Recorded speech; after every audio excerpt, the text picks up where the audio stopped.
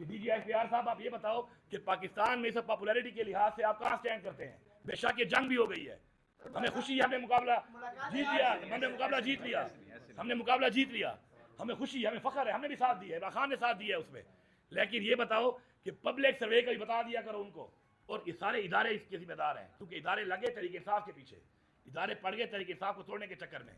और दहशतगर्दी जब मुझे सुबह मिला है तो दहशतगर्दी का हाल ये था कि यहाँ पर पुलिस का फौज पे एतमाद नहीं था। सुनो और चलाओ इसको। अब 3 जिलों में जब मैं आया तो मेरी पुलिस ने हड़ताल कर दी कि भाईजान ये फौज यहाँ से निकालो, हम जाने और ये दहशतगर्द जाने। इदारों पर पुलिस का एतमाद नहीं था। इस वक्त भी हमारे डिस्ट्रिक्ट के अंदर एतमाद नहीं है आपकी आवाम का, आपके इदारों के ऊपर, आपकी फोर्सेस के ऊपर। इस हालात में इन्होंने हमें सूबा दिया। आपका 70% टर्नओवर जो है इस्लामाबाद में गुजरा, आपके कैबिनेट का इजलास भी इस्लामाबाद में होता है, खैबर पख्तूनख्वा जल रहा है, आज भी वहाँ पर जो है धमाका हुआ सर, आज भी बाजौर में लोग मर रहे हैं, सवाल का सामने हुआ। आप नहीं समझे सर कि आपकी हुकूमत तो ऑलरेडी खत्म हो गई सर? पहली बात तो ये है कि अल्हम्दुलिल्लाह पख्तूनख्वा के फिगर देख लो, फैक्ट देख लो, बातों पर लोगों को बेवकूफ़ बनाया जा सकता है, बातें रिकॉर्ड का हिस्सा नहीं होती। मैं चैलेंज कर रहा हूँ कि पख्तूनख्वा के इस 15 महीने के दौर में 250 अरब का सरप्लस पहली दफ़ा तारीख में इस सूबे ने हासिल किया है। इस वक्त जब मुझे सुबह मिला था, इस सूबे के अंदर सिर्फ और सिर्फ 18 दिनों की तनख्वाह थी। आज माशाल्लाह 3 महीनों की एडवांस तनख्वाह पड़ी हुई है। 150 अरब का endowment fund, debt endowment fund, कर्जा उतारने का हमने एक अकाउंट खोला हुआ है इमरान खान योजना के मुताबिक, और उसमें हमारा 150 अरब पड़ा है। इससे हमें 6 करोड़ रुपए रोजाना की आमदन आ रही है, टैक्स और नॉन टैक्स रेवेन्यू में, बगैर टैक्स बढ़ाए। पिछले बजट में 50 और 55% की इंक्रीज हुई है। 72 अरब रुपए की सिर्फ और सिर्फ वो लायबिलिटी जो पिछली गवर्नमेंट ने छोड़ी थी वो पूरी की पूरी दी गई है। हेल्थ कार्ड बंद हो गया था, आते ही उसको शुरू करके 35 अरब रुपया उसमें दिया है। चैलेंज करता हूँ सोशल वेलफेयर में, पंजाब एक बहुत बड़ा सूबा है, बहुत बड़ा बजट है, मैं चैलेंज करता हूँ कि सोशल वेलफेयर में पंजाब से ज़्यादा हमने काम किया है और ट्रांसपेरेंट तरीके से किया है। लोगों को आटे के धक्के नहीं लगवाए। 2 दफ़ा 10-10 अरब रुपए के 10,000 रुपए लोगों को ट्रांसपेरेंट तरीके से दिए हैं। इसके अलावा आपका पूरे 76 सालों में टोटल 65 अरब रुपए सूबे के लोकल महसूलात थे, उसको पहले लेके गए 93 पे, अब वो चले गए 129 अरब पे, डबल हो गए हैं वो। इस बजट में भी कोई टैक्स नहीं लगाया और 1 रुपया कर्जा नहीं लिया, 53 अरब रुपए कर्जा भी उतारा हुआ है। तो अगर मैं यहाँ से बैठकर बकौल आपके इतना अच्छा सूबा चला रहा था तो मेरे ख्याल है मुझे यहाँ पे नहीं, मुझे शायद लाहौर में बैठ जाना चाहिए। दूसरी बात ये कर दूँ मैं, दूसरी बात इसकी, जहाँ तक बात है लॉ एंड ऑर्डर की, लॉ एंड ऑर्डर का जो मसला है वो कब से शुरू हुआ है? तारीख में जाओ, हक बोलो, सच बोलो। इमरान खान की हुकूमत थी, उस वक्त कितने ड्रोन हमले हुए, कितनी दहशतगर्दी की वारदातें हुई, कितने खुदकुश हुए। फिर रजीम चेंज करके इमरान खान की हुकूमत गिराई गई, उसके बाद क्या हालत बनी है मुल्क की, वो बनाने वाले कौन है? यही PDM-1 और ये सारे इदारे इसके जिम्मेदार हैं, क्योंकि इदारे लगे तरीके इंसाफ के पीछे, इदारे पड़ गए तरीके इंसाफ को तोड़ने के चक्कर में। और दहशतगर्दी जब मुझे सुबह मिला है तो दहशतगर्दी का हाल ये था कि यहाँ पर पुलिस का फौज पे एतमाद नहीं था। सुनो और चलाओ इसको। अब 3 जिलों में जब मैं आया तो मेरी पुलिस ने हड़ताल कर दी कि भाईजान ये फौज यहाँ से निकालो, हम जाने और ये दहशतगर्द जाने। इदारों पर पुलिस का एतमाद नहीं था। इस वक्त भी हमारे डिस्ट्रिक्ट के अंदर एतमाद नहीं है आपकी आवाम का, आपके इदारों के ऊपर, आपकी फोर्सेस के ऊपर। इस हालात में इन्होंने हमें सूबा दिया। अल्हम्दुलिल्लाह पुलिस डट के मुकाबला कर रही है। CTD का रिकॉर्ड उठा लें, कितने मुकाबले किए, कितने हमले हमने उनके पसपा किए, कितना फिगर है देख लो। ऑपरेशन आपने किए थे, ऑपरेशनों में कितने दहशतगर्द आपने मारे, अभी देख लो कि हम लोग बगैर ऑपरेशन के किस तरीके से मुकाबला कर रहे हैं। और दूसरी बात आप कर रहे हैं, जहाँ तक साने की बात है, साने अल्लाह की तरफ से हो जाते हैं, ठीक है। इससे पहले कुरम में मसला था, 100 साल से पुराना मसला है कुरम का। कुरम के मसले के अंदर जब हम आए तो कुरम का मसला हमें विरासत में मिला इन लोगों की नाली की वजह से।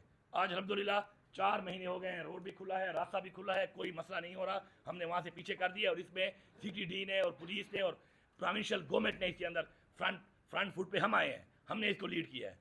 अब मेरे डिप्टी कमिश्नर को वहाँ पर भी गोलियाँ लगी, अल्लाह ने उसको बचा लिया। आज जो ये वाक़या हुआ है, इससे पहले खुदकुश वाक़े शुरू हो चुके हैं।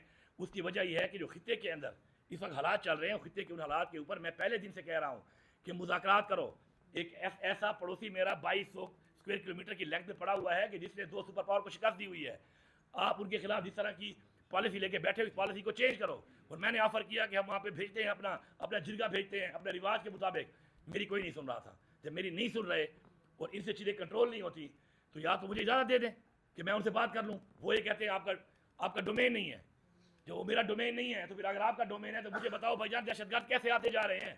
इस वक्त 80% टेररिस्ट केपी में जो है वो उसका ताल्लुक अफगानिस्तान से है।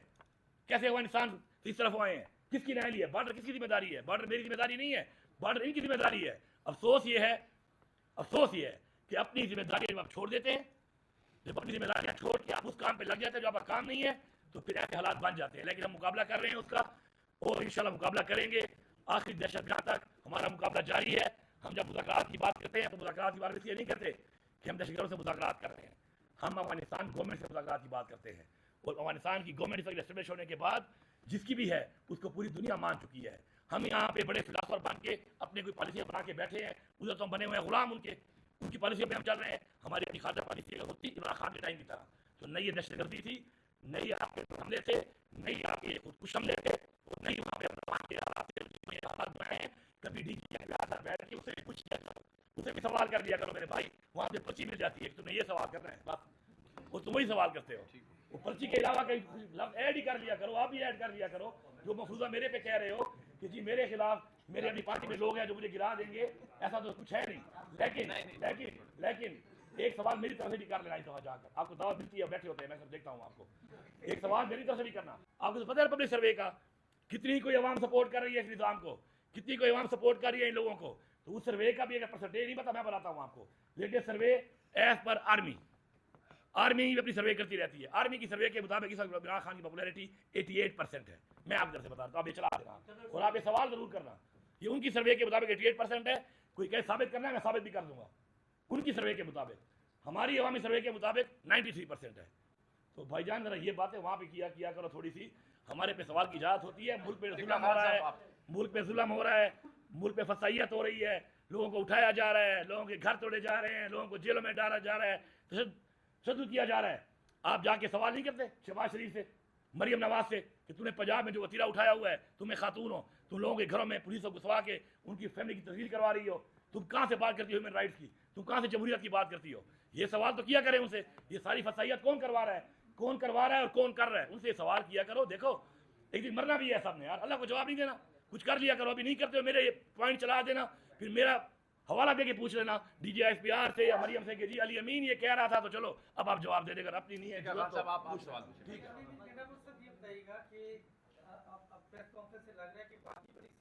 हो रही थी हुकूमत को कराने की, कौन कोशिश कर रहा था कि सियासी सतह पे कोशिश हो रही थी, कोई पार्टियां मुलव्वस है, गवर्नर है, किस किस्म की कोशिश हो रही थी? एक तो ये बताइएगा। दूसरा, आज बड़ा इजलास था, हम सोच रहे थे कि मुफाहमत का पैगाम भी जाएगा, लेकिन लड़ाई का पैगाम जा रहा है फिर रियासत के साथ या वैसे सबके साथ। क्या मुफाहमत का रास्ता भी बताया जाएगा?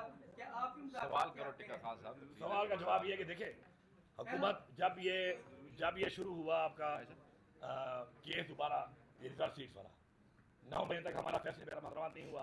फिर जब शुरू किया तो ज़ाहिर बात है वो, क्योंकि फिगर जब कम हो तो ज़ाहिर बात है पोलिटिकल पार्टियाँ फिर करती हैं, ये साजिश के तहत भी करती हैं और एज जमहूरियत भी करती हैं कि लोगों को तोड़ा जाए और हुकूमत को टॉपल किया जाए। मैं 1 महीने के लिए जेल गया, पीछे हमारी 2 हुकूमतें इन्होंने गिरा दी हमारे ही लोगों से। ऐसा ही है ना, गिलगित बल्तिस्तान की हुकूमत गिरा दी और कश्मीर की 2/3 और 3/4 मेजॉरिटी थी हमारी, गिरा दी। तो उस वक्त से इन्होंने ये काम शुरू किया हुआ था। फिर बजट वाली चीज़ में अनफॉर्चुनेटली एक ऐसा माहौल बन गया कि उसमें इमरान खान की मुलाकात के साथ जो चीज़ आई, तो उस पर इन्होंने नाम मिलकर एक प्रेशर बिल्डिंग शुरू कर दी कि शायद मैं इस बात से पीछे हट जाऊँगा और हम जो मुलाकात नहीं करेंगे और बजट पास नहीं करेंगे तो ये इमरजेंसी लगा देंगे जो ये आइन के मुताबिक लगा सकते हैं। और इनका पूरा प्लान था, वो प्लान का ख़त्म हो गया। अब ये दोबारा उस बात पे आ रहे हैं जो आप कर रहे हैं कि जी लोगों को तोड़ेंगे। तो यार भाई मैं तो फिर कह रहा हूँ, तुम्हारी औकात नहीं है। मैं चैलेंज कर रहा हूँ इदारों को, रियासत को, पार्टियों को, सबको। पैसा भी तुम्हारी जितना लगा सकते हो, जितना तुम जुल्म कर सकते हो, न तुम डरा सकते हो, न तुम खरीद सकते हो, क्योंकि मेरे टाइम टेस्टेड बंदे हैं। ये टाइम टेस्टेड लोग जो मेरे हैं ना, मेरे पास इतने हैं कि इंशाल्लाह इमरान खान की जमानत का मैं अमीन हूँ और मैं चैलेंज करके कह रहा हूँ गिरा के दिखाओ, छुप के नहीं, बरमला। अच्छा जी,